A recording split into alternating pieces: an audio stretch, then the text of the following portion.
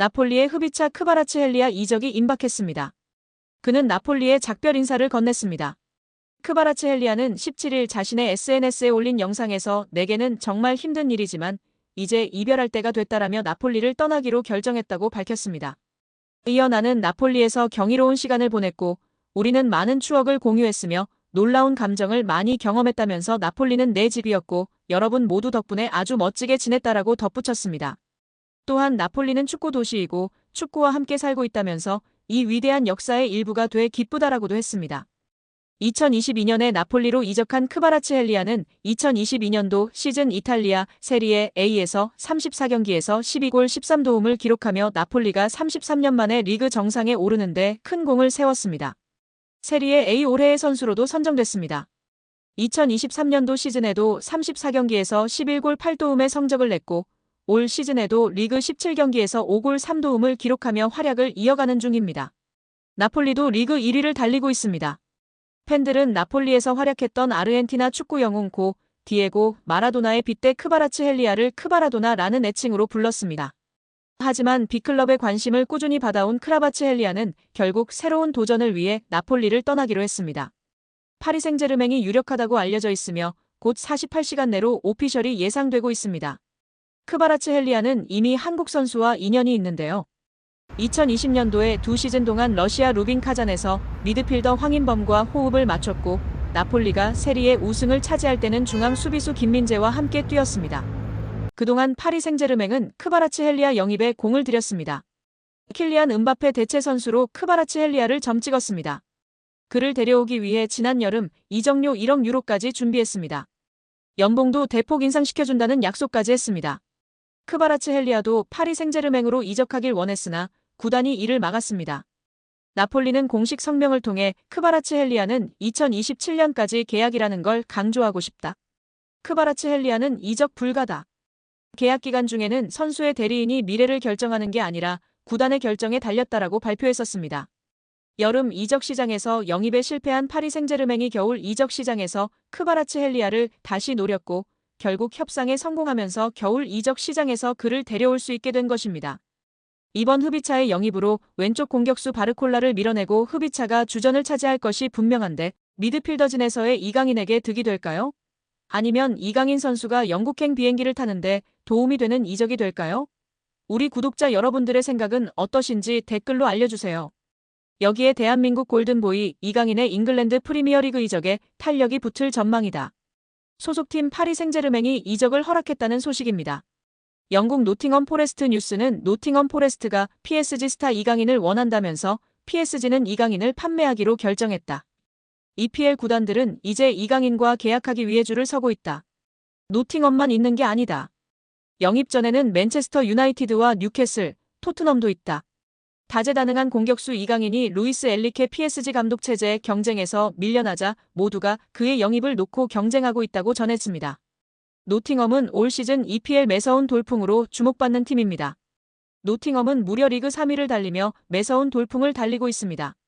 시즌 성적 12승 3무사패를 기록 중인데요. 선두 리버풀과 격차가 크지 않고 2위 아스널과 똑같이 승점 40점을 올렸으나 골득실에서 뒤져 순위가 밀렸을 뿐입니다. 노팅엄은 이 분위기를 유지하기 위해 1월 이적 시장에서 공격적으로 선수 영입에 나설 전망입니다. 매체는 노팅엄은 이달 새로운 선수를 찾을 예정이다. 하지만 영입하는 선수는 현재 선수단보다 업그레이드된 선수여야 한다고 강조했다. 이외에도 맨유, 아스널, 뉴캐슬, 토트넘 등이 이강인 영입에 관심이 있는 것으로 알려졌습니다. 애초 PSG는 이강인 판매에 부정적이었습니다. 프랑스 현지 언론들은 PSG가 이미 몇 차례 이강인 이적에 대한 제의를 받았으나 모두 거절했다고 강조했습니다. 하지만 입장이 바뀌었는데요. 금액만 맞는다면 이적 협상 분위기는 긍정적으로 흘러갈 것으로 보입니다. 축구 전문 온더미닛에 따르면 이강인과 PSG 모두 이별을 원한다. 이강인은 새로운 도전을 위해 PSG는 애매한 입지에 이강인을 팔고 현금을 확보하려고 한다는 계획이라고 전했습니다. 또한 프랑스 PSG 토크는 PSG가 이강인의 이적료로 4,400만 유로 약 660억 원을 원한다고 밝혔습니다. 부담스러운 금액이기는 하지만 맨유, 아스널 등 빅클럽들이 지불하지 못할 금액도 아닌데요. 이들이 이강인 영입을 결심했다면 적극적으로 움직일 전망이라고 시선이 지배적인 상황입니다. 맨유, 아스널, 뉴캐슬 모두 이강인 영입이 절실합니다. 맨유의 경우 측면 공격수 마커스 레시포드가 이적을 앞두고 있습니다. 깊은 부진에 좋지 못한 인터뷰로 루벤 아모림 신임 감독에게 제대로 찍혔습니다. 레시포드는 이적하고 싶다는 뜻을 드러냈습니다. 아스널도 에이스 부카요 사카가 햄스트링 부상으로 전력에서 이탈해 공격 보강이 필요합니다. 뉴캐슬도 팀 미드필더 미구엘 알미론의 이적설이 돌고 있어 보강이 필요합니다. 공격진 뎁스도 두터운 편인데요. 올 시즌 유럽 대항전 티켓까지 따낸다면 선수 보강은 필수 과제일 수밖에 없습니다. 뉴캐슬은 올 시즌 리그 5위에 위치한 상황입니다. 여기에 대한축구협회가 신청한 특정 감사 재심의가 기각됐습니다. 이에 따른 감사 후폭풍이 시작될 것으로 보입니다. 문화체육관광부는 2025년 1월 2일 대한축구협회가 신청한 특정 감사 재심의에 대해 기각을 결정해 통지했다라고 밝혔습니다. 앞서 문체부는 27건의 위법 및 부당사항들에 대해 축구협회에 징계, 시정, 주의제도 개선 등을 요구했으며 합리적인 개선 방안을 마련하도록 통보했습니다. 축구협회는 이에 대해 재심의를 신청했고 문체부는 감사심의위원회를 개최해 7개 안건에 대한 심의 후 최종적으로 모두 기각했습니다. 재심의가 받아들여지지 않으며 축구협회는 한 개월 내 징계에 대한 징계 의결 뒤 결과를 통보해야 하며 제도 개선이나 시정 조치에 대해서는 2개월 내에 문체부에 알려야 하는 상황입니다. 문체부는 최종 감사 결과 발표 당시 감독 선임 과정, 징계 축구인 기습 사면 및 철회, 천안축구종합센터 건립보조금 허위 신청 등에 대한 책임으로 자격정지 이상 중징계를 요구했습니다.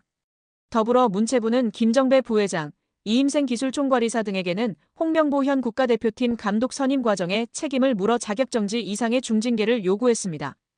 이어 홍명보 감독에 대해서는 전력강화위원회를 통한 재선임을 통보, 계약 유지 혹은 해지 여부 등에 대해서는 협회의 자율에 맡겼습니다. 문체부 관계자는 이번 축구협회의 재심의 신청 기각에 대해 해당 내용을 다시 살펴본 결과 문제가 없다고 판단했다. 중징계 정몽규 회장, 김정배 부회장, 이임생 이사의 자격정지 이상의 징계와 관련해서 축구협회가 한 달 내로 통보해야 한다.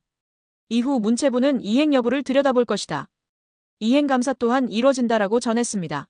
축구협회의 감사 후폭풍이 이어질 것이라고 알렸는데요. 문체부 관계자는 축구협회의 대한민국 천안축구종합센터 건립 관련 차입금 실행과 보조금 집행과 관련해 국고보조금 부정수급이 있었다. 보조금 환수 절차를 밟을 예정이다. 보조금 56억 원 전체가 환수 대상인지 여부 또한 따져 물을 예정이라고 말했습니다.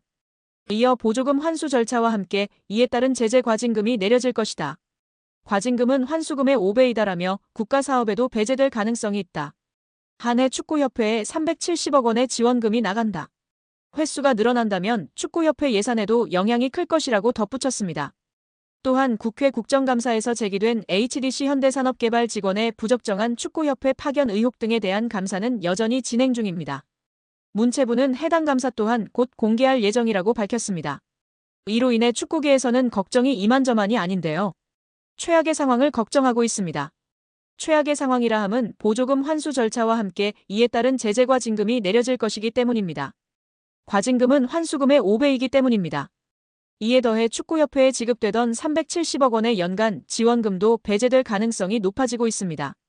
이 같은 조치는 재정적으로 궁핍한 축구협회 입장에서는 자칫 파산, 부도의 위기로 내몰릴 수 있다고 판단됩니다. 천안축구센터의 공사는 당연히 큰 차질이 예상되고 직원들의 급여 지급도 원만하지 않을까 걱정이 됩니다.